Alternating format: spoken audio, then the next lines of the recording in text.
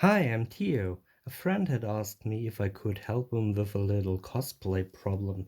He wants to attach two pieces of foam or more together and wants a method that does that non-permanently. And to help him with this problem, I made the 3D models for these 3D prints here.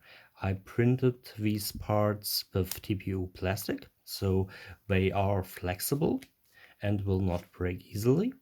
And you can use them just like a sew on snap that is just extended several times. And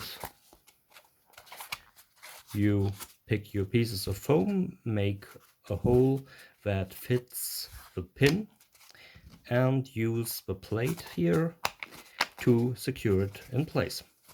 And that's a very strong bond, and it can still rotate.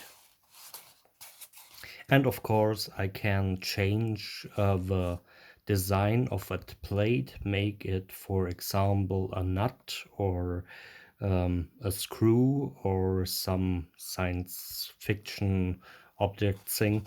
So it is really flexible for that application, and I think it will work quite well. And of course you can cut it to the size that you need.